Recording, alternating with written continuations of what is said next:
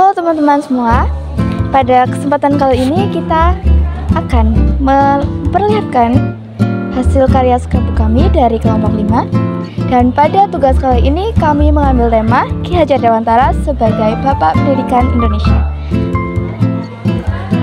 Sebelumnya izin memperkenalkan kami dari kelompok 5 yang beranggotakan Adena Skyvanara Hanisa nomor absen 4, Cahya Nadia Kusuma nomor absen 9, Kanafa Rifki Putra Asmaranta nomor absen 10, dan Ersaldina Rahmawati nomor absen 14. Selanjutnya kita memasuki bagian geografi orientasi. Tapi sebelum itu mari kita lihat dulu ada apa di sini. Baik, kita memasuki halaman pertama. Di sini ada sebuah pop-up yang jika kita tarik ada apa di sana. Welcome teman-teman. Selanjutnya di amplop ini kami menaruh sebuah lirik yaitu himne Taman Siswa. Selanjutnya kita memasuki bagian orientasi. Nama kecil Ki Hajar Dewantara adalah Raden Mas Suwardi Suryaningrat. Ia lahir di Yogyakarta pada 2 Mei 1889. Ia berasal dari lingkungan keluarga keraton Yogyakarta. Meskipun demikian, ia sangat sederhana dan ingin dekat dengan rakyatnya.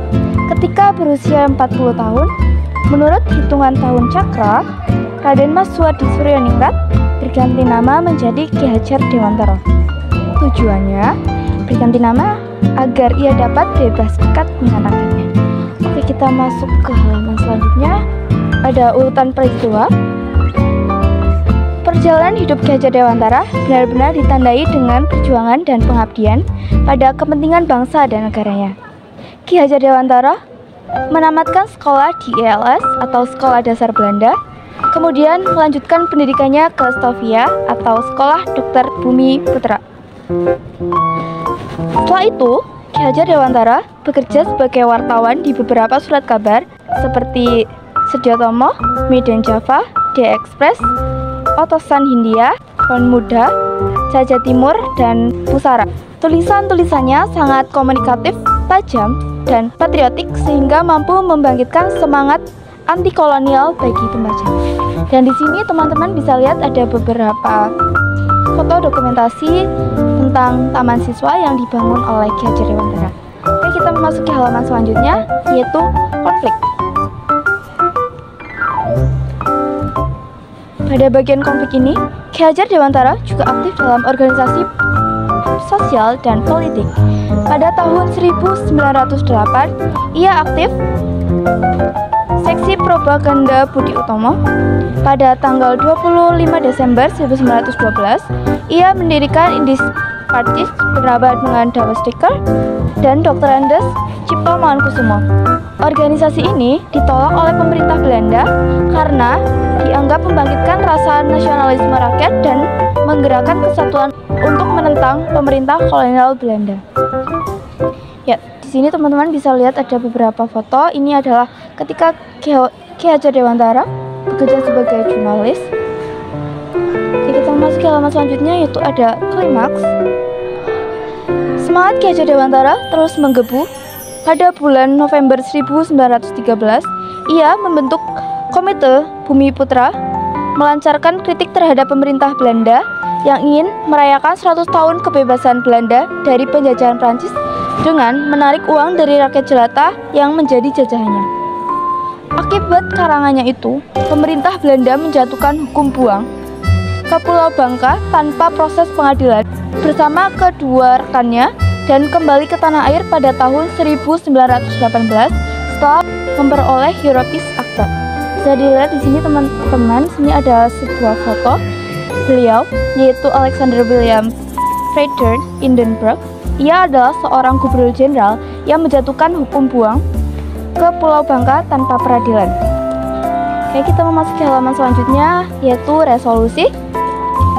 Ki Hajar Dewantara tidak hanya dianggap sebagai tokoh dari pahlawan pendidikan yang tanggal kelahirannya 2 Mei dijadikan Hari Pendidikan Nasional, tetapi ia ditetapkan sebagai pahlawan pergerakan nasional melalui surat keputusan Presiden RI nomor 305 tahun 1959 tanggal 28 November 1959. Ki Hajar Dewantara meninggal dunia pada tanggal 28 April 1959 di Yogyakarta. Untuk melestarikan nilai dan semangat perjuangannya, penerus Taman Siswa mendirikan Museum Dewantara Kirti Griya di Yogyakarta. Pada tanggal 3 Juli 1922, Ki Hajar Dewantara bersama dengan rekan-rekan seperjuangannya mendirikan perguruan yang bercorak nasional, yaitu National Onderwijs Instituut Taman Siswa atau Perguruan Nasional Taman Siswa. Ki Hajar Dewantara berhasil meletakkan dasar-dasar pendidikan nasional bagi bangsa Indonesia. Ki Hajar Dewantara pernah menjabat sebagai Menteri Pendidikan, Pengajaran, dan Kebudayaan yang pertama. Oke, kita memasuki bagian reorientasi. Kita buka.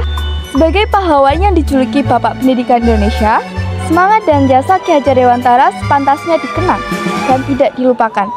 Semangat yang dilakukannya itu dapat menginspirasi rakyat Indonesia menuju masa depan yang lebih baik.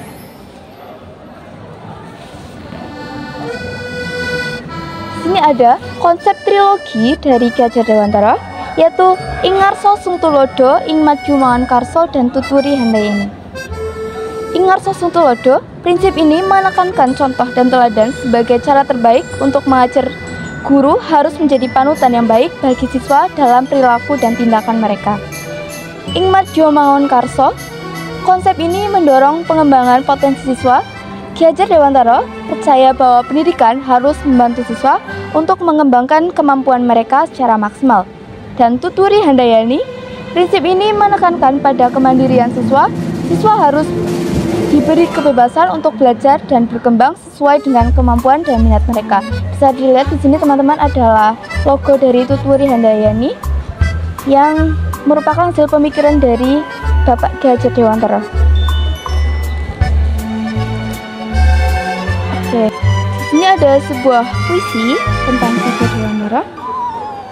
Dikala gelapnya cita-cita bangsa, hadirnya eksis menggenapi keinginan untuk merdeka.